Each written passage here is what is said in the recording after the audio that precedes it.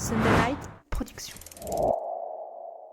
En 2023, Dans la tête d'un coureur est devenu partenaire média de l'Ironman France. Et à cette occasion, nous allons vous plonger au cœur de la préparation d'un triathlon, de la natation à la course à pied, en passant par le cyclisme et l'importance des transitions. Nous allons vous livrer tous les secrets pour exceller dans cette discipline aussi passionnante qu'exigeante. C'est parti.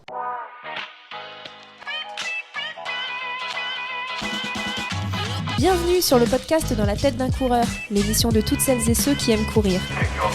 Trail, route, piste ou encore triathlon, chaque lundi, venez améliorer vos connaissances sur l'entraînement, l'alimentation et la préparation mentale du coureur tout en vous amusant. Bonne écoute! Soyez les bienvenus dans le podcast Dans la tête d'un coureur et aujourd'hui nous vous proposons un épisode spécial enregistré à Nice à l'occasion de l'Ironman, une course légendaire réputée pour sa difficulté et l'exigence de sa préparation. Et aujourd'hui nous allons vous faire découvrir le monde fascinant de l'entraînement des triathlètes. Et pour nous aider à devenir un expert des épreuves combinées, j'ai le plaisir d'accueillir Tristan Pavlak, fondateur de la chaîne YouTube à succès Ironhuman et cofondateur de Campus Coach. Tristan, je suis ravi de t'accueillir aujourd'hui à Nice pour célébrer une épreuve que tu connais extrêmement bien. Comment est-ce que tu vas ? J'imagine que ça doit te faire plaisir d'être ici. Ah bah ouais, là on est à la maison, hein. On parle de course à pied depuis le début de la saison. Là on va parler de triathlon, que des choses que je connais, donc très très heureux d'être à tes côtés pour ce sujet. Tristan, aujourd'hui tu vas nous expliquer les fondamentaux de la préparation en triathlon, aussi bien en matière d'équipement, de temps, que même de budget aussi alloué à cette pratique. Mais avant de nous plonger dans le vif du sujet, est-ce que tu pourrais nous éclairer un peu sur ce qu'est un Ironman ? Parce que c'est vrai que c'est un nom qui est connu, qui a une grande notoriété, mais je ne suis pas sûr que tous nos auditeurs et auditrices connaissent vraiment qu'est-ce qui se cache derrière cette épreuve un peu hors du commun. Pourquoi, à ton avis, cette épreuve elle est aussi intense, réputée, mais aussi un peu complexe ? Alors un triathlon, un Ironman pour résumer, c'est 3,8 km de natation, 180 km de vélo, 42 km de course à pied, les trois enchaînés et puis potentiellement à faire le plus rapidement possible. Qu'est-ce qui fait sa difficulté ? La distance déjà pour commencer, mais c'est vrai que le nom Ironman, parce qu'en fait au final c'est du triathlon, mais le nom Ironman a une connotation vraiment extrêmement particulière qui dépasse la marque Ironman, qui dépasse beaucoup de choses, un peu comme le marathon aujourd'hui. Le marathon, ça se fait pas que en Grèce, entre marathon et je sais pas quoi, ça se fait dans le monde entier. L'Ironman, c'est vraiment la même chose, c'est quelque chose de très puissant, qui donne envie à beaucoup de gens de s'y intéresser, voire, là on est à Nice, donc voire de le faire. Alors l'Ironman, on dit souvent que c'est l'une des épreuves sportives les plus dures au monde et je crois que la naissance de cette discipline, elle est un peu particulière et elle est née un peu d'un débat entre passionnés de course à pied. Est-ce que tu nous en dire un petit peu plus sur l'histoire de cette course et comment est-ce qu'elle est née ? Parce que enchaîner 3 km de natation, 180 km de vélo plus un marathon, de quel esprit un peu tordu c'est né cette idée assez folle ? Ouais, je ne sais pas si tu te souviens, mais à l'époque, il y a déjà plusieurs années de ça, dans notre podcast Dans la tête d'un triathlète, on avait fait un épisode complet dédié à la création de l'Ironman. Mais pour faire un petit résumé, il y a maintenant 45 ans sur les îles d'Hawaï, à Honolulu, il y a eu un débat entre plusieurs athlètes pour savoir qui est un peu l'athlète d'endurance suprême, entre qui est un nageur, un cycliste, un coureur. Et le meilleur moyen qu'ils ont trouvé pour réussir à répondre à cette question, c'est prenons les distances les plus longues qu'il y a aux alentours. Donc c'était une course de natation qui faisait 3,8 km, c'était une course de vélo à travers Honolulu qui faisait 180 km et c'était le marathon d'Honolulu. Et ils se sont dit on va faire les trois à la suite et celui qui va terminer en premier sera nommé Ironman. C'est finalement un peu comme un pari entre amis qui a débouché sur quelque chose d'assez extraordinaire. Alors toi, Tristan, tu es passionné maintenant par le triathlon, mais tu as un profil quand même assez atypique et j'aimerais qu'on prenne quelques instants pour en savoir un peu plus justement sur la relation que toi tu entretiens avec le triathlon, parce que contrairement à de nombreux triathlètes, qui généralement sont des anciens, alors soit coureurs à pied, soit des anciens cyclistes ou soit des anciens nageurs, toi tu viens pas du tout de ce monde-là. Je crois même que tu viens du monde des sports de combat. Et du coup tu es parti un petit peu de zéro, tu n'avais aucun acquis dans cette discipline. Comment est-ce que t'es venu l'envie, comment elle est née l'envie de te lancer dans cette épreuve un peu folle ?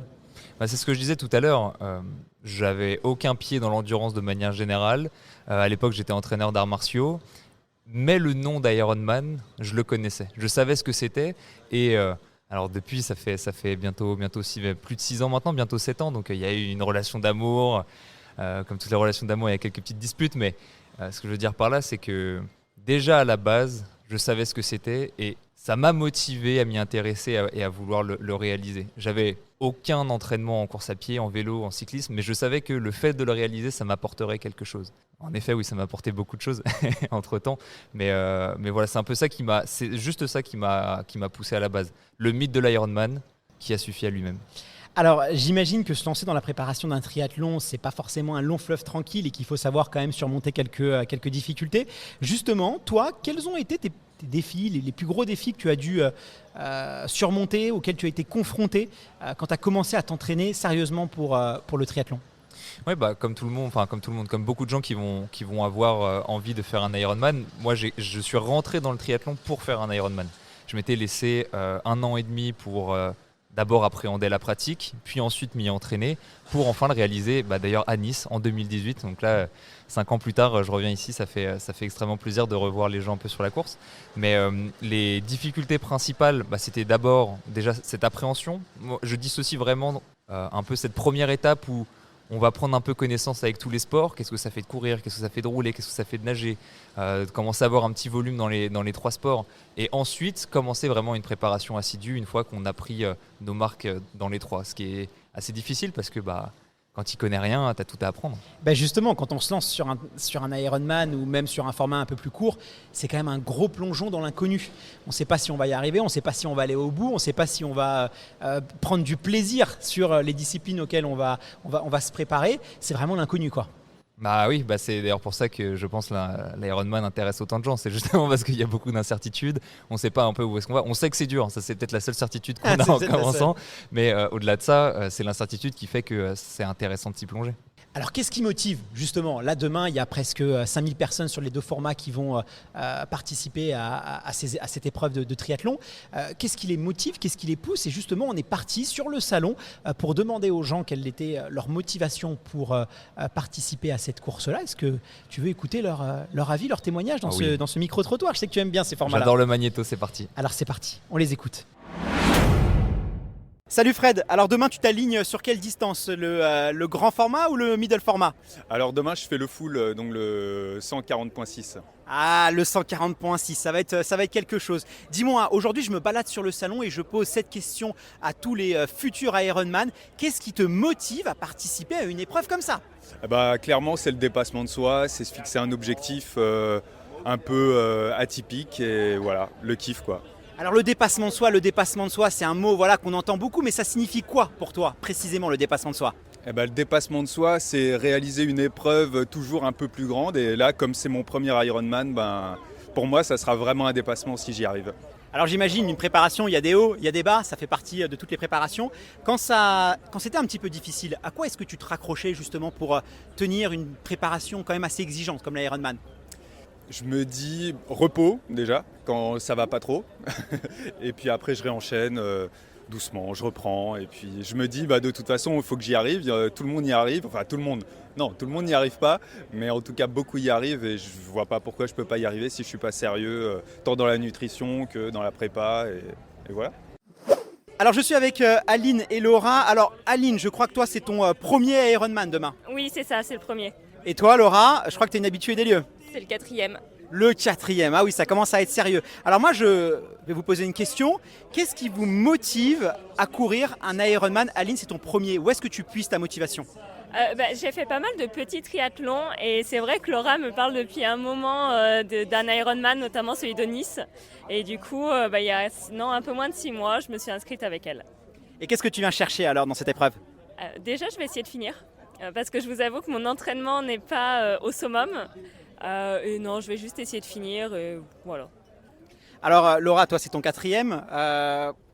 Aujourd'hui, la source de motivation, est-ce que c'est toujours la même qu'à ton premier?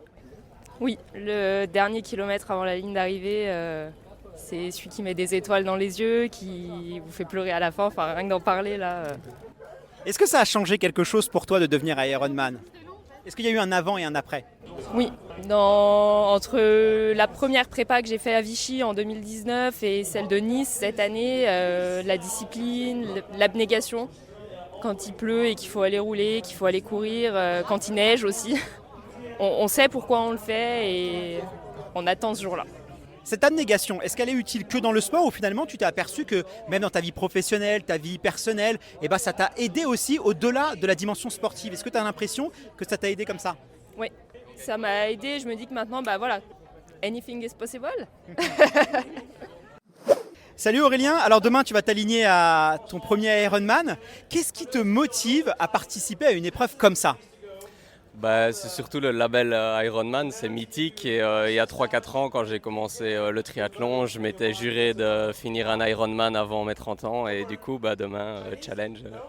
C'est le défi en fait, c'est de faire finir un Ironman avant tes 30 ans. J'imagine qu'une préparation Ironman c'est assez long, c'est assez difficile, des fois on doit avoir des moments de doute. À quoi est-ce que tu te raccroches pour continuer ta prépa et de ne pas douter?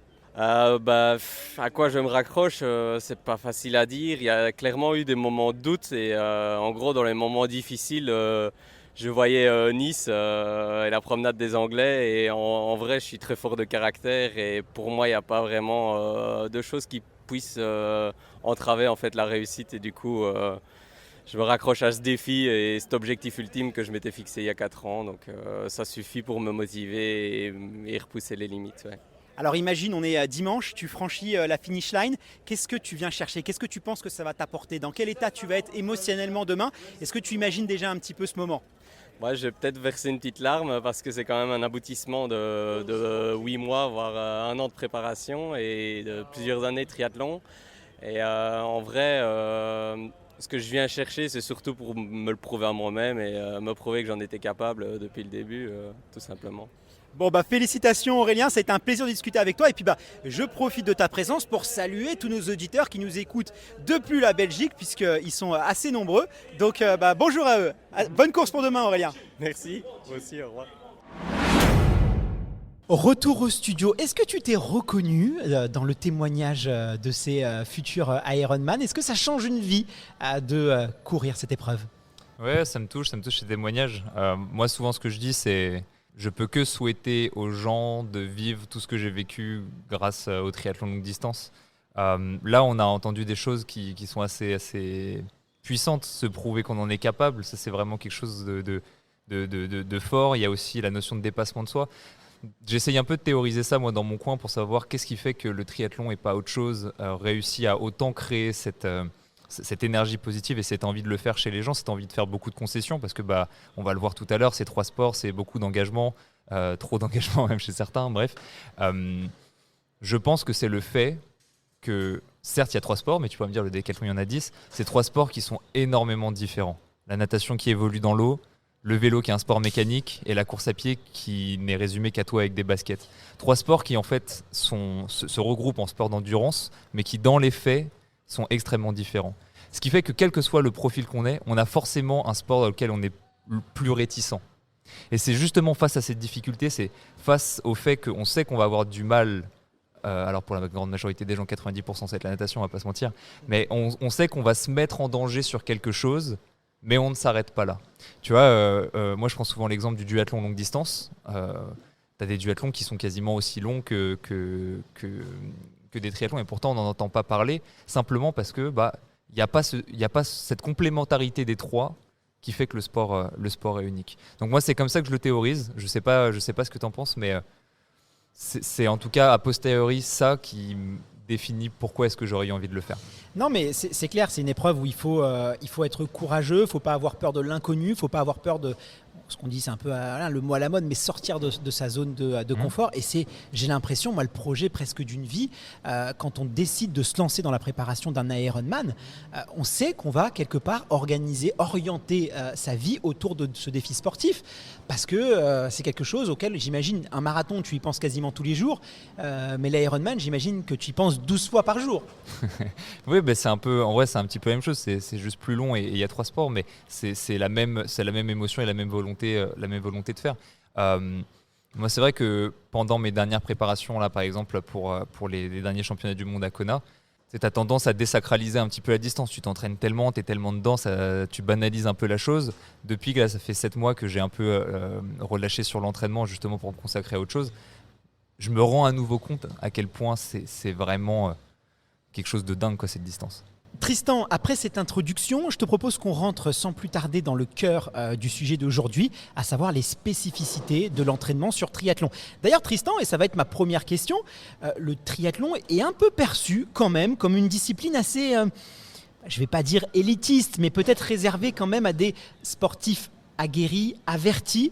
Toi, est-ce que tu penses que finalement cette discipline, elle reste quand même réservée à des athlètes très expérimentés, avec déjà des bases athlétiques très solides?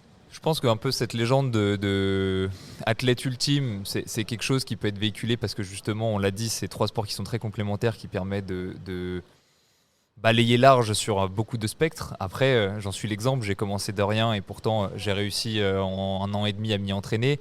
Là, toi, tu as fait un magnéto et pour tous ceux qui vont aller sur un village Ironman, on le voit, les profils de gens qui font un Ironman sont extrêmement différents. Tu as des gens qui ont 70 ans qui vont s'aligner dessus, tu as des jeunes qui ont que ça à faire de leur journée de s'entraîner et qui vont vouloir faire un chrono de dingue. Il y a vraiment des profils extrêmement différents et chacun va trouver un peu sa chose à lui pour la distance. Il n'y a pas vraiment... Il n'y a rien de magique, quoi. Juste les gens s'entraînent. C'est plus les valeurs qui sont en commun qu'un don particulier.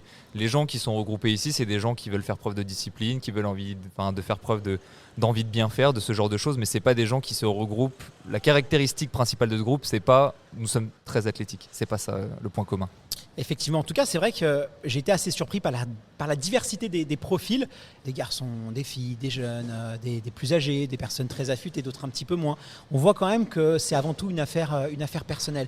Alors, on l'a dit, et tu l'as même répété, hein, la spécificité du triathlon, c'est que c'est une épreuve combinée, c'est-à-dire qu'il faut être capable de nager, rouler et courir. Parfois déjà, les qualités physiologiques qu'il faut avoir pour être un bon nageur sont différents, voire antinomiques avec celles, par exemple, d'un coureur à pied. Donc il faut aussi savoir jongler avec ses qualités et ses faiblesses.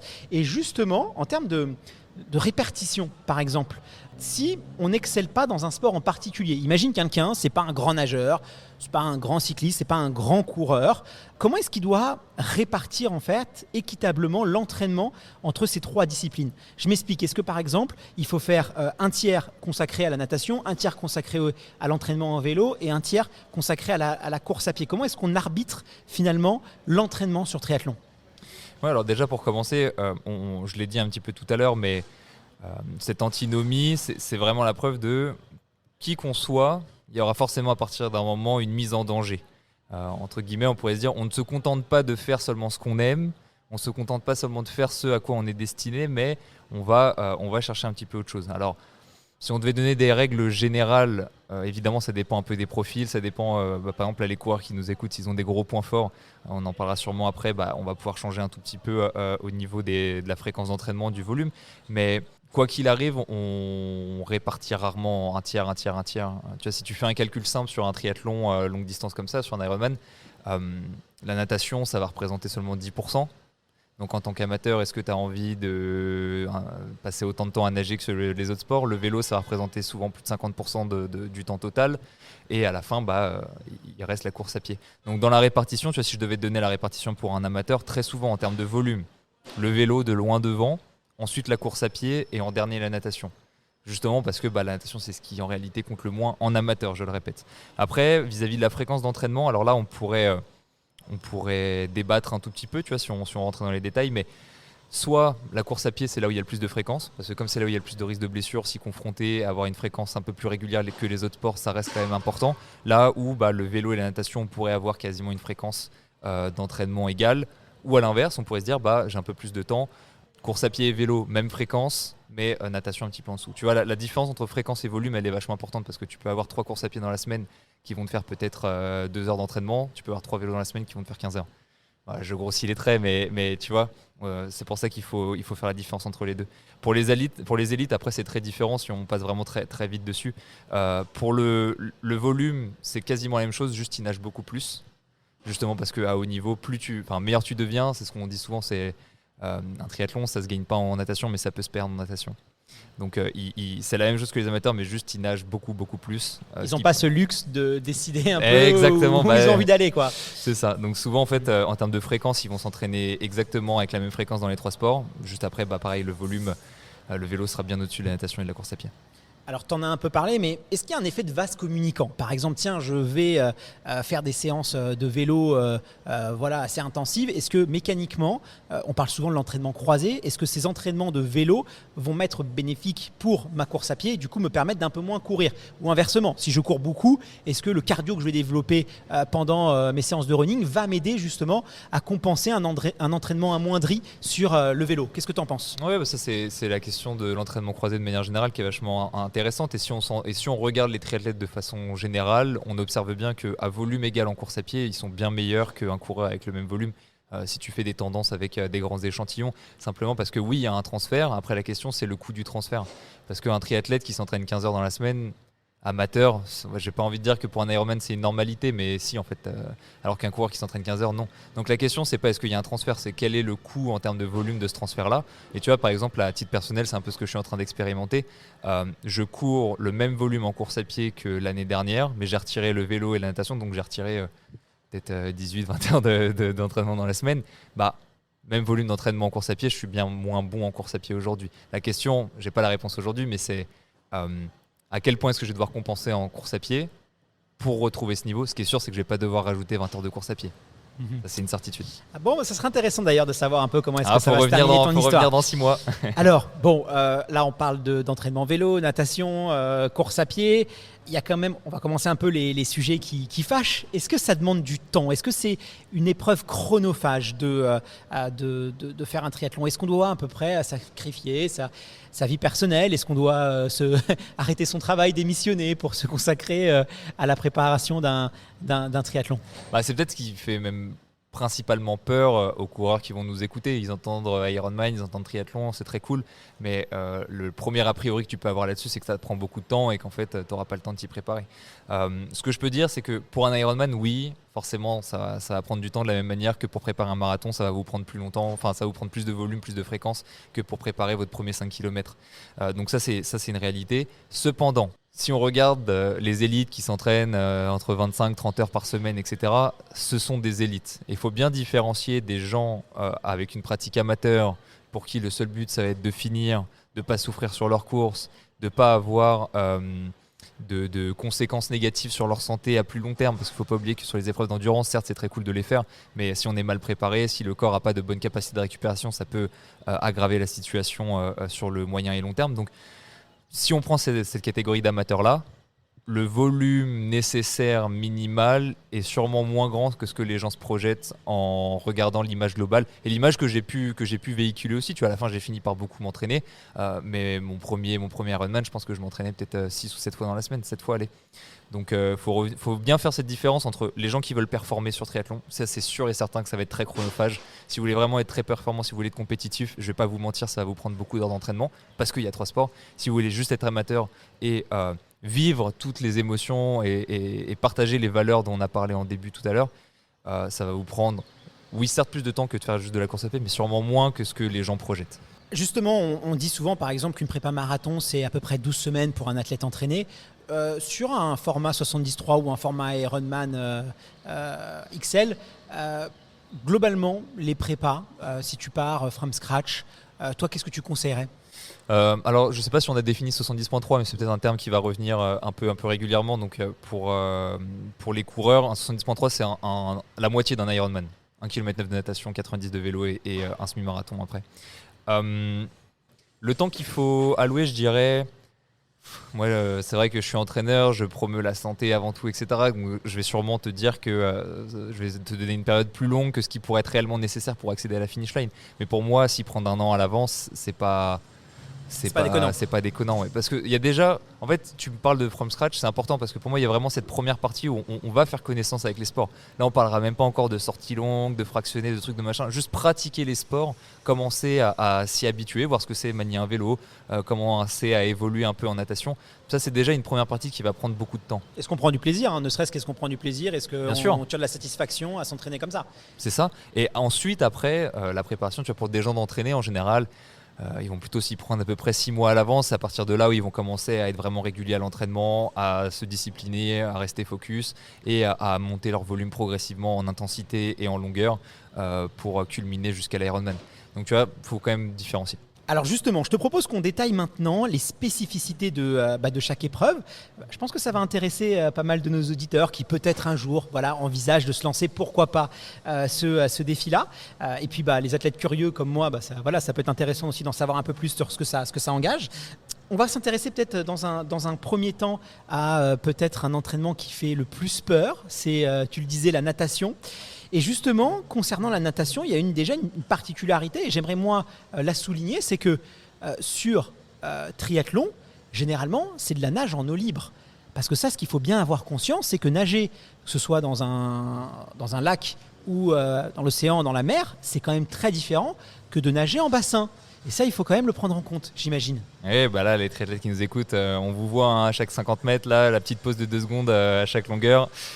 En eau libre, ça n'existe pas. Oui, il y a une différence. Et d'ailleurs, dans les triathlètes de très haut niveau, on voit que ceux qui sont très bons en natation en eau libre ne sont pas forcément ceux qui ont les chronos les plus dingues en piscine. Tu vois, si on prend l'athlète français Sam Ludlow, je sais que tu as des nageurs qui sont bien meilleur que lui en piscine, et pourtant c'est pas rare, voire même tout le temps il sort devant en natation. Donc il y a quand même une différence de ce point là. Si je devais les résumer, c'est juste que la natation en eau libre, c'est un milieu beaucoup plus instable. Tu as des vagues, tu as des courants, tu as beaucoup de choses qui te déstabilisent, qui fait que tu peux pas poser ta nage de la même manière tu peux pas avoir une nage aussi belle que ce que tu pourrais voir en bassin par exemple, mais aussi parce que simplement il faut que tu te diriges, quelque chose qui est quand même pas anecdotique. Donc ça, c'est une façon générale. Après, il faut quand même pas nier que bien nager en piscine, c'est quand même la base de la base. Si tu veux apprendre techniquement à nager, ce qui est un aspect extrêmement important de la natation, beaucoup plus qu'en vélo et en course à pied, le faire en piscine, c'est quand même le point de départ. C'est juste après le transfert de ta piscine jusqu'à l'eau libre, où là, il peut y avoir des différences. Alors justement, est-ce que tu peux nous décrire une session un peu typique de natation quand on prépare un triathlon par exemple?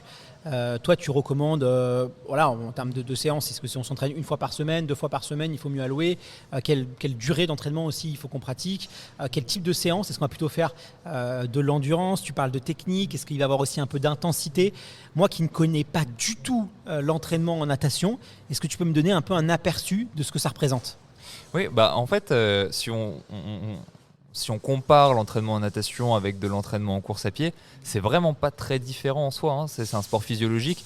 Donc hormis l'apprentissage technique qui va prendre une place beaucoup plus importante, en fait en réalité tu retrouves les mêmes choses. Tu retrouves des sorties longues, tu retrouves des endurances fondamentales. Alors, endurances fondamentales qui sont pas trop pratiquées en natation, quand bien même je pense que les gens auraient tout intérêt à savoir nager doucement et à faible intensité, mais aussi parce que c'est ennuyant, on va dire ça comme ça. Tu peux pas avoir ton petit podcast dans les oreilles, tu comptes les carreaux, tu fais des allers-retours, donc c'est forcément, en tant qu'entraîneur, on a tendance à mettre un peu de ludique dans les entraînements et pas juste à dire va dans la piscine, fais 3000 flats, tranquille. Souvent, on essaie de mettre un peu plus d'épices là-dedans, mais ouais, on retrouve les mêmes choses, sorties longues, on retrouve des fractionnés aussi, fractionnés courts, fractionnés longs. Je sais pas si tu veux que je te donne des exemples de séances. Ça serait intéressant, ouais. Si je devais te donner des exemples de séances, on va donner 2 exemples de séances un peu classiques. Le 10 x 100, le 10 x 100 mètres, alors après ça dépend de la récup, mais tu vois, si on devait donner une durée sur un 100 mètres, ça dure entre 1 minute et 2 minutes. Donc en fait, quasiment comme un 400 mètres en course à pied. Donc tu vois, le 10 x 100, le 10 x 400, il y a quelque chose qui se retrouve là-dessus. La seule différence de la natation, c'est que le 10 x 100, il peut se décliner de différentes manières parce que comme c'est un sport très technique, en natation, on a tendance à fractionner les efforts genre beaucoup plus. Par exemple, en course à pied, tu voudrais faire un 4000. Tu vois, si tu pars du principe que 400 mètres en course à pied, c'est 100 mètres en natation, tu vas plutôt avoir tendance à faire un 10 x 100 qu'un 4000. Et si tu fais un 2 x 4000 en course à pied, à faire 2 fois 10 x 100, simplement genre avec des récup très courtes, 10-15 secondes, parce que ça te permettrait un reset au niveau de ta lucidité qui te permettrait des techniques, parce que ton coût énergétique, il peut vraiment se dégrader très très fort en natation, ce qui est un peu moins le cas en course à pied, quoique tu vois les Norvégiens fractionner, etc. Mais tu as l'idée. Donc ça, c'est pour une première séance. Le 10 x 100, c'est vraiment le classico un petit peu.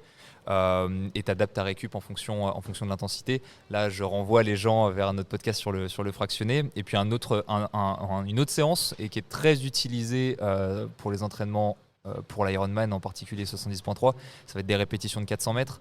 Donc comme si c'était des répétitions de 1600, on pourrait dire, bon, c'est pas un bon parallèle à faire là.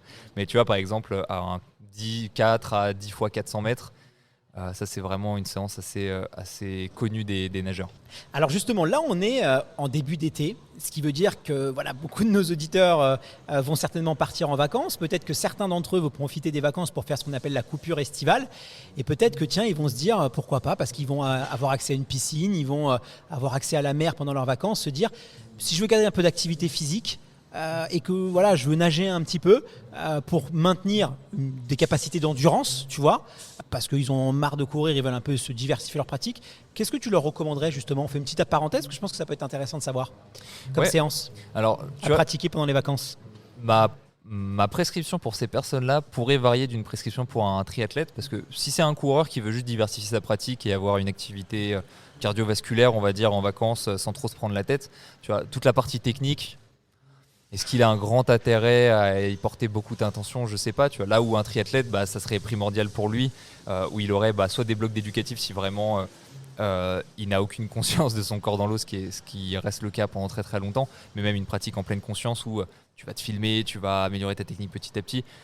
Pour un coureur qui veut juste diversifier sa pratique, il n'y a pas besoin de se prendre la tête à ce point-là. Donc à partir de là, souvent ça va être des espaces en eau libre où ils vont avoir accès. Tu peux pas vraiment. On va jusqu'à la bouée en fait, comme on fait tous. On la touche et après on revient. C'est déjà bien, tu vois. C'est déjà bien, c'est un bon départ. Et puis, en vrai, un triathlète qui va s'entraîner en eau libre, c'est très rare qu'il fasse des séances spécifiques en eau libre. Parfois, mais la grande majorité du temps, tu vas juste cumuler du temps en eau libre pour apprendre à t'orienter, voir les différences de vitesse en fonction de ta fréquence de bras, ce genre de choses. Alors justement, quel conseil toi tu donnerais à quelqu'un un peu comme moi qui n'aime pas trop nager, qui pense qu'il n'a aucun talent, capacité, aptitude à faire de la natation et qu'il freine beaucoup? Quel conseil tu lui donnerais justement pour pas trop se prendre la tête? Déjà, j'ai envie de souligner que c'est justement parce que tu as l'impression que c'est pas fait pour toi, tu as l'impression que c'est difficile, c'est justement parce que c'est difficile que ça vaut le coup. Déjà, c'est la première chose. Tu vois, faudrait prendre le truc un peu à rebours et dire c'est justement parce que je vais me prouver que j'en suis capable que ça vaut le coup de m'y confronter. Déjà, ça c'est une chose intéressante, un exercice mental un peu intéressant à faire. Une fois que tu as franchi ce pas-là et que tu as envie de le faire, la meilleure solution, ça reste de s'approcher d'un professionnel pour apprendre, très simplement. Je l'ai dit, l'aspect technique est très important. Si tu n'as aucune notion en natation, tu peux gaspiller énormément de temps. Parce que, tu vois, si on prend par exemple en course à pied la notion de coût énergétique et technique de course, etc., c'est quelque chose qui naturellement aura tendance à beaucoup s'améliorer avec les années de pratique, l'expérience et le kilométrage. En natation, et pour l'avoir vu, tu peux nager des années sans progresser ou juste en progressant physiologiquement, mais ton plafond de verre est extrêmement bas juste parce que tu nages mal. Et vraiment, le levier de la technique est incroyable. Juste en apprenant à mieux nager, sans devenir meilleur, tu peux diviser ton chrono peut-être par 50%. Quoi. Bon, ça effectivement, c'est rassurant et ça motive. Alors, ce que je te propose maintenant, c'est qu'on passe au vélo. Pour l'entraînement, comment est-ce que ça se passe? Tiens, voilà, moi je veux un peu m'améliorer à bicyclette. Qu'est-ce que je fais? Est-ce que je regarde quelques segments et itinéraires sur Strava et je me lance par exemple dans des sorties de 30, 40, 50 km sans trop me soucier de comment est-ce que je dois rouler, un peu comme si je faisais, je vais pas dire une balade en cyclo, mais est-ce qu'il me suffit que j'enchaîne les kilomètres, qu'il suffit de dérouler en fait pour que ça suffise? C'est quoi tes conseils par rapport à ça? C'est très sûrement ce que les gens vont faire dans un premier temps, cette première phase d'apprentissage comme je te le disais. Après, dans un second temps pour préparer un Ironman, ça va être un peu léger. Mais ce serait comme en course à pied, tu vois. C'est comme si je disais si je fais des footings un peu à la va-vite, je fais un 10 bandes 3 fois par semaine, est-ce que ça suffit? C'est une bonne base, mais après il va falloir apporter un peu de diversité, quoi. Il va falloir amener quelques fractionnés, il va falloir amener des sorties longues, tu vois, pour te donner un ordre d'idée et pour donner un ordre d'idée aux gens qui nous écoutent sur un Ironman. On va très vite, sur beaucoup de profils, on va tendre sur des sorties longues qui vont durer 5-6 heures sur les plus longues, à vélo uniquement, et souvent avec un peu de course à pied derrière, juste pour être sûr. Bon, ça, au moins vous êtes prévenus. Du coup, comment est-ce qu'on structure son entraînement en vélo? Par exemple, en course à pied, tu sais, il y a les fameux 80-20 où tu vas faire 20% d'intensité et 80% d'entraînement à allure fondamentale. Est-ce que c'est le même principe sur l'entraînement en vélo? C'est exactement le même principe. Si je devais donner quand même une différence pour apporter un peu de nuance, je dirais que comme on aura tendance à faire des entraînements un peu plus long, peut-être tu peux facilement rouler 2 heures. 2 heures en course à pied, déjà, ça commence à taper un petit peu. Donc tu vois, il y a cette petite spécificité-là, justement parce que le vélo est un sport sans impact. À partir de là, une autre différence que tu peux apporter, c'est vis-à-vis de tes fractionnés. C'est pas rare d'avoir des fractionnés où tu vas avoir des temps de maintien. Donc temps de maintien, par exemple, tu fais 10 fois 2 minutes, tu as 20 minutes de temps de maintien. Bref, sur des séances de vélo, c'est pas rare d'avoir des temps de maintien qui sont plus longs qu'en course à pied, justement parce que en course à pied, tu as quand même une limite mécanique qui va limiter dans tes efforts. Tu peux pas, tu vois, on pourrait dire que 10 fois 400, si tu allonges un petit peu tes récupérations, tu peux courir aussi vite, mais tu peux en faire 20 peut-être. Oui, mais après, tu vas avoir une semaine de courbature, tu peux plus courir. Tu vois, ça, c'est pas vraiment, une limite qu'on a en vélo. Donc souvent, tu vas avoir des temps de maintien un tout petit peu plus longs. Mais sinon, vraiment, je le répète, c'est exactement la même chose, juste appliqué dans un autre sport. Si on a déjà un bon niveau en course à pied, potentiellement, on va quand même avoir des acquis sur la partie vélo. Pas forcément. C'est pas automatique. Pas forcément.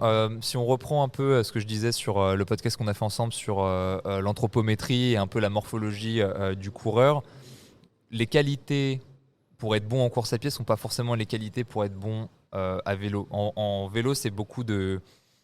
tu vas très peu jouer sur la restitution élastique d'énergie. Donc en fait, tout ce qui va être restitution énergétique au niveau des tendons, etc., ça a aucun impact en fait. Donc tu vas être beaucoup plus dans le musculaire, et des gens qui vont être très forts en course à pied et qui ne sont pas du tout musculaires, il y en a beaucoup. C'est même peut-être l'un des critères dans un certain sens.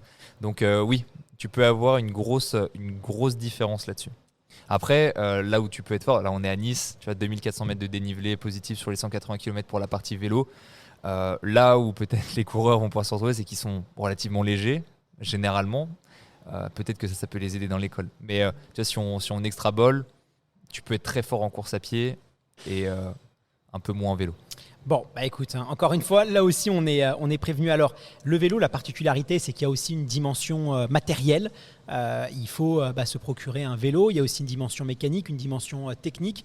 Quand on ne connaît pas forcément ça, on peut être un peu perdu, d'autant que au niveau des gammes de prix, ça va du simple au triple, mais même des fois, ça va d'un vélo à 600 € jusqu'à des vélos à plus de 20 000 €. Si on n'a pas forcément 6 000 € au fond de la poche d'un jean, t'as pas 6 000 balles au fond de tes poches? Non, j'ai pas. Étrange. Si ça traîne, n'hésite pas à m'en faire partager. Je serai, voilà, il y a pas de souci. Je peux te libérer de ce poids au fond de ton jeans. Mais du coup, voilà, quel conseil tu pourrais nous donner? Est-ce que déjà il faut mettre le prix? Est-ce qu'un vélo d'occasion ça peut suffire? Voilà, comment est-ce qu'on doit appréhender cette partie un peu plus matérielle? Ouais.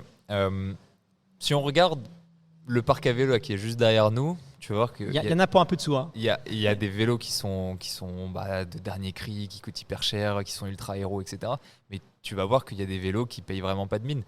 Parce que la position aérodynamique sur un vélo de contre-la-montre, c'est pas une obligation. Parce que, pour préciser, tu as des vélos spécifiques pour le triathlon qui ne respectent pas les règles de la Fédération internationale de vélo, sur lesquels tu as des prolongateurs qui sont interdits dans le cyclisme du Tour de France. Et qui font que tu es très très aérodynamique, tu vas très très vite.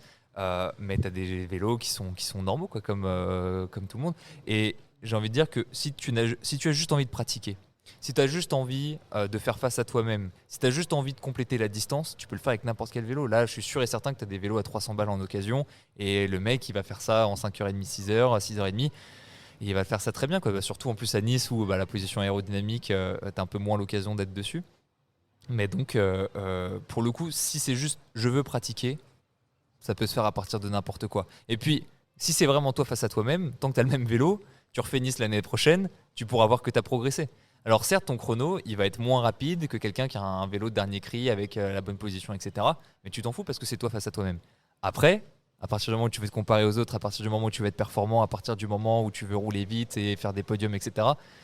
Là, en effet, ça commence à devenir une obligation d'avoir un vélo qui commence à coûter cher. En général, tu vois, sur ces genres de gammes-là, je pense pas dire de bêtises en disant que sous 2 000 €, ça me paraît complexe. Mais voilà. Faut pas se limiter à ça. Autant le temps de pratique, on en a parlé tout à l'heure. Maintenant, le volet économique, c'est aussi un volet qui peut faire peur. Vraiment, j'insiste là-dessus. À partir de tant que le vélo roule, ça peut faire le job. Et qui fait pas 25 kilos dans le col de Vence, franchement, moi, ça serait pas du tout un critère là-dessus. Au niveau performance, le vélo, ça fait vraiment la différence. Quelqu'un qui a un vélo ultra performant, ultra haut de gamme, va vraiment faire la différence avec quelqu'un qui a un vélo un peu plus bon marché. Oui, énormément. Sans débat. Genre, oui, là, c'est sans commune mesure. Je pense que si tu me mets vraiment sur un biclou, je pense que tu peux même atteindre. Tu sais, si tu prends vraiment l'extrême de l'extrême de l'extrême, tu peux arriver à 8-9 km/h de différence. Ouais, c'est ça, oui, effectivement, ça fait de la différence. Bon, on va parler un peu de course à pied parce que voilà, il y a quand même du running dans le triathlon. Eh bah oui, et puis c'est là où ça se gagne. Hein. Exactement, enfin, c'est ce qu'on dit, c'est ce que tu nous as dit en tout cas tout à l'heure. On va partir du principe quand même, on a un podcast de running, donc on va partir du principe que nos auditeurs et auditrices ont déjà des bases, des fondamentaux. Alors justement, s'ils veulent se lancer, s'initier au triathlon, quelle stratégie tu leur conseilles d'adopter ? Est-ce qu'ils gardent justement, selon toi, est-ce qu'ils doivent garder, selon toi, un gros volume d'entraînement dans la course à pied, histoire de capitaliser, justement, en se disant, tiens, l'une de vos forces, c'est que vous avez déjà des gros acquis sur la partie running, donc conservez cette force-là, maintenez un gros volume en entraînement running pour justement faire la différence à ce moment-là. Ou au contraire, tu leur conseillerais peut-être de mettre ça un peu de côté, capitaliser sur leur acquis pour justement allouer du temps aux autres disciplines. Quelles sont tes recommandations ? Alors, ma recommandation, ce serait déjà de dire que pour maintenir des qualités physiques, ça prend moins de volume que pour les développer. Ça, c'est une première chose. Cependant, l'objectif principal de nos coureurs là, qui vont de fait avoir un point fort en course à pied, ça va être de transférer ce point fort en course à pied en point fort en course à pied après le vélo et la natation. Ce qui est vraiment pas la même chose parce qu'on peut être extrêmement fort, alors ce qu'on appelle à sec, ce qu'on peut être très fort en course à pied seul et pourtant être vraiment pas bon en course à pied sur triathlon. Ça, c'est vraiment quelque chose qu'on voit parce que si on a un point fort course à pied mais qu'on ne s'est pas assez entraîné en vélo, on ne s'est pas assez entraîné en natation, on sera très mauvais en course à pied le jour J parce qu'on n'aura plus de jambes. Ouais, oui, il faut le prendre en compte, ça, effectivement. C'est-à-dire que tu auras beau être très fort quand tu roules pas, si tu t'y es jamais entraîné spécifiquement, tu peux vraiment être très très nul et tu peux passer un très mauvais quart d'heure sur ton marathon. Quand je dis quart d'heure, tu peux passer un très mauvais 6 heures sur ton marathon, parce que 42 km, quand tu commences à marcher, ça peut durer pas mal de temps. Donc le but, ça va être de vraiment organiser ce transfert. Vis-à-vis du volume, c'est ce que je te dis, on peut diminuer un tout petit peu pour laisser un peu plus de temps, par exemple au vélo qui va représenter une grosse partie tu vois, si on est un peu ric-rac au niveau de sa logistique. Mais en course à pied particulièrement, moi je me concentrerai sur un travail de durabilité, c'est-à-dire faire en sorte qu'après le vélo, notre profil physiologique, on va dire, ne soit pas trop esquinté et qu'on puisse quand même sortir une belle course à pied. Alors, tu vas me dire, qu'est-ce que c'est un travail de durabilité ? Beaucoup de travail de brick run, on appelle ça brick run, mais c'est courir après le vélo. Donc tu vas faire soit un fractionné en vélo, soit tu vas faire une sortie longue à vélo, et tu vas enchaîner avec soit juste une course à pied à vélo, soit un fractionné même à vélo. Tu peux en course à pied. Tu peux faire un fractionné course à pied après un fractionné à vélo par exemple, ou tu peux faire un fractionné en course à pied après une sortie longue à vélo. Tu vois, même j'ai envie de dire, si tu as un gros retard sur le vélo et la natation et tu as vraiment un gros point fort en course à pied, je me demande même si tu pourrais pas pousser à faire genre que des brick run pour faire tes fractionnés. Ouais, c'est intéressant. Est-ce que tu peux nous donner quelques exemples de séances, par exemple, à quoi ça ressemble un plan d'entraînement running quand on prépare un triathlon ? Est-ce qu'on va trouver des 200 mètres, des 400 mètres ? Est-ce qu'on fait de la piste, de la sortie longue ? Voilà, des petits exemples. Alors, je tiens vraiment à faire la différence entre le développement physiologique, c'est-à-dire que si tu veux vraiment progresser en course à pied, l'entraînement il sera vraiment pas très différent. Tu vois, ton profil physiologique de base, c'est la base. S'il est mauvais, tu auras beau faire ce que tu veux d'optimisation, de brick run, de trucs de machin, tu courras pas vite. Donc quelque part, il y a besoin de faire ce travail en amont en course à pied, mais là, les auditeurs qui nous regardent, ils l'ont déjà. Mais si tu as un triathlète qui a un point faible en course à pied, on va retrouver exactement en amont dans la saison, on va retrouver exactement les mêmes séances. C'est que plus on va se rapprocher, plus, encore une fois, on va respecter ce principe de spécificité, qu'on va voir si c'est nécessaire ou non de modifier un petit peu l'entraînement pour se rapprocher des exigences de l'activité. Se rapprocher des exigences, ça va être justement faire ces fameux brick run. Si tu veux que je te donne un exemple, donc tu peux faire une sortie longue. Alors, c'est toujours on garde la sortie longue alors. Ouais. Bah, moi j'aime bien parce que c'est souvent là que ça commence. C'est-à-dire que après, les gens qui s'entraînent beaucoup, tu peux faire beaucoup plus de variations. C'est ce qu'on disait. Quelqu'un qui s'entraîne beaucoup, là, tu as le luxe, tu peux mettre des fractionnés à droite, à gauche, tu peux faire des choses un peu sexy et tout dans l'entraînement. Mais quelqu'un qui s'entraîne peu, faut aller un peu à l'essentiel. et faire son fractionné course à pied après une sortie longue sur un profil très fort en course à pied, pour moi, ça me paraît être peut-être le point de départ sur où chercher. Donc la sortie longue, en fonction de son volume, encore une fois, le 80-20, donc si tu fais déjà un fractionné vélo, est-ce que tu vas respecter, etc. Ça, c'est à voir, mais sortie longue, on va dire, allez, si tu t'entraînes pour un 70.3, une petite sortie longue de 3 heures, avec ou non un peu d'allure 70.3 à la fin. Si je dis un peu ou non, c'est soit 0, soit tu peux faire 2-3 fois 20-30 minutes à l'allure 70.3 en fin de séance, par exemple. Et t'enchaînes avec un 5 à 8 fois 1000 mètres, repos 1 minute sur ta course à pied, avec une allure 70.3, peut-être 2-3 secondes un peu supérieure. Donc une allure semi, quoi. Alors, l'allure 70.3 se rapproche plus de ton allure marathon D'accord. plus. On va dire c'est entre les deux, mais non, c'est impossible pour toi de tenir l'allure semi sur 70.3. D'accord. Bon, bah merci. Je préfère prévenir parce que tu as bien raison. Peut-être qu'il y en a qui se lanceraient, mais non, c'est impossible. Bon, bah Tristan, tu nous as donné un bon aperçu de ce que représente l'entraînement au triathlon. Je pense qu'on n'a rien oublié. Eh bah écoute, je pense que ça vaut quand même peut-être le coup de faire un tout petit point, une petite minute sur quand même un petit point essentiel. On a oublié quelque chose. Dis-moi en plus. Bah ouais, parce qu'on a parlé de transition justement, et cette période de transition, elle est assez importante en triathlon. Le moment où on va passer de la natation au vélo et du vélo en course à pied, c'est un moment clé parce que, alors, les risques, on va dire un petit peu, c'est dans le meilleur des cas perdre du temps. Les amateurs en général, ils prennent un petit peu leur temps, ils sortent le café, ils mettent la crème solaire et tout. Les professionnels, il y a un vrai enjeu là-dessus où si tu perds 1, 2, 3 minutes, ça devient catastrophique quand ça se joue à quelques secondes. J'ai envie de dire, c'est le moins grave. Pour un amateur, le plus grave, ça va être de se tromper dans le matériel. Oublier un équipement. Tu pars sur ton Ironman, tu as oublié ta nutrition au fond du sac. Tu vas passer un sale quart d'heure parce que si tu dois te fier uniquement à la nutrition prévue par l'organisation que tu n'as pas testée, là, c'est la roulette russe, quoi. Ça peut très bien se passer comme ça peut très mal se passer. Personnellement, sur une épreuve qui va durer sûrement plus de 10 heures, j'irai pas tenter le diable, quoi. Donc ouais, vraiment faire attention à ça. Et aussi, je pense qu'un coureur qui va se mettre au triathlon, la première chose qui va sûrement le surprendre, c'est la quantité d'équipement qu'il va devoir emporter. Tu sais, quand tu vas faire une course à l'autre bout de la France, tu mets ta paire de chaussures, ton petit shirt, ton débardeur et puis Héros les jeunesses. Et puis ça déboule. Ouais, en triathlon, il faut un peu plus de matériel que ça, il faut être un peu plus organisé. Donc ça aussi, s'y préparer parce que ça peut être une petite source de stress le cas échéant. Effectivement, et d'ailleurs on le voit chaque année sur la partie transition, alors surtout vélo, course à pied, ou quand les gens se lancent sur le vélo, aussi natation, course à pied, il y a plein de chutes, il y a plein de gens qui se font même très très mal. Alors ça peut faire un peu sourire, mais des fois ça blesse quand même, et ça peut assez vite virer au drame et un peu tout saccager, quoi. Donc ça, il faut le travailler. Parce que alors ça, c'est vraiment un aspect très particulier de la transition où en effet tu peux sauter sur ton vélo pour gagner la petite seconde qui va faire la différence, mais sur une épreuve de 12 heures, est-ce que ça vaut vraiment le coup? Je sais pas. Mais en tout cas, oui, il y a des gens qui le tentent. Il y a même des gens qui cassent leur vélo. C'est dommage, quoi. Bon, parce que c'est vrai, quand tu les vois aux Jeux Olympiques sur les formats, c'est beau, et ça a l'air facile. Ouais, Hop, on s'enlève, on se descend, on met la chaussure, on repart en courant. Ça a l'air très très facile, mais ça, j'imagine que c'est des années d'entraînement. Oui, pas forcément des années d'entraînement, mais surtout plus tu raccourcis la distance, plus la transition va prendre une part importante, plus ça va être important. Tu vois, sur triathlon longue distance, comme c'est le cas du sujet aujourd'hui, tu vas prendre le temps de mettre des chaussettes, tu vas prendre du temps pour faire des choses en transition que tu vas pas du tout te permettre sur courte distance. Donc là, c'est un peu autre chose. Tristan, ça a été un épisode passionnant. Comment on pourrait synthétiser tout ce qu'on s'est dit si tu as une petite synthèse à faire à nos auditeurs qui peut-être un jour envisagent de se lancer dans cette formidable aventure qui est le défi triathlon, quels seraient les éléments clés selon toi à retenir de tout ce qu'on s'est dit?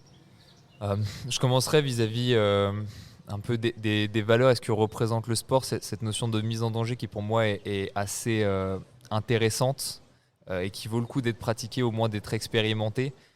Tu vois, aujourd'hui, même si personnellement, m'étant beaucoup entraîné, je m'entraîne un peu moins aujourd'hui en triathlon, genre ça reste quelque chose de... J'ai beaucoup de respect pour les gens qui le font. Tu vois, justement, aussi parce que je sais ce que ça a coûté, je sais ce que c'est cet engagement-là, et je regarde avec beaucoup d'admiration les gens qui vont faire l'Ironman demain, quel que soit leur niveau. Donc ça, c'est une première chose, c'est une expérience de vie, on l'a dit. Ça peut être très ponctuel dans une vie, ça peut être des gens qui se prouvent quelque chose à la crise des quarantaines, est-ce que j'en suis encore capable? Peut-être que moi à 40 ans je vais me dire il faut que j'en refasse un pour être sûr. Mais voilà, c'est cet aspect valeur dans une première partie dont on a traité qui pour moi est très très intéressante à aller chercher sur ce genre d'épreuve et ce qui fait qu'aujourd'hui c'est un réel mythe. Ça c'est une première chose. Et après vis-à-vis de l'entraînement, rappelez que c'est sûrement un peu moins chronophage pour juste finir que ce que les gens pensent, c'est sûrement moins cher que ce que les gens pensent à partir du moment où on veut juste pratiquer pour soi. Et vis-à-vis des entraînements, ça se rapproche beaucoup dans la construction de ce qu'on peut faire en course à pied avec des endurances fondamentales, des sorties longues, des fractionnés, juste adapté quelques petites adaptations, mais dans les grandes lignes, vous verrez beaucoup de similitudes. Merci beaucoup Tristan, on se retrouve le mois prochain en juillet pour le FAQ un peu final puisque tu vas me faire le plaisir de m'accompagner sur cet épisode et puis voilà, ce sera bientôt la fin de cette saison 5. Bah ouais, ça va être ma première FAQ dans la tête d'un coureur, donc j'ai hâte. FAQ, épisode très apprécié de nos auditeurs, en plus on n'en a pas eu cet hiver, donc voilà, on s'est fait un peu gronder, mais ne vous inquiétez pas, il y aura bien un FAQ pour conclure cette incroyable saison 5. Ouais. Et pour terminer, petite anecdote que j'avais dit que je placerais dans l'épisode, c'est marrant de se dire que moi j'ai découvert dans la tête d'un coureur à l'époque en voiture en revenant de l'Ironman de Nice en 2018. Ah bah t'étais précurseur parce que c'était les 2018, c'était vraiment le tout début de Dans la tête d'un coureur. On n'était pas nombreux, vous n'étiez pas nombreux à l'époque à nous écouter. Ouais, mais donc tu vois, la boucle est bouclée en 2023. On est de retour à Nice.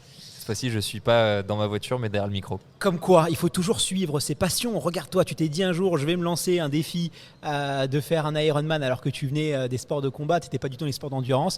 Finalement, ça a changé ta vie. Maintenant, tu es entraîneur, tu vis du running. Maintenant, tu fais des podcasts. Donc, il faut toujours suivre sa passion parce que des fois, ça nous conduit vers des changements de vie où ça nous les embellit et on ne sait pas où est-ce qu'on va se retrouver. Hein. C'est ça qui est assez drôle. Il y a 10 ans, j'aurais pas mis une pièce là-dessus. Ça, je veux bien te croire. Merci beaucoup Tristan. Merci à toi Guillaume. À vendredi prochain pour un nouvel épisode du podcast Dans la tête d'un coureur et nous Tristan au mois prochain. À très vite. Salut tout le monde.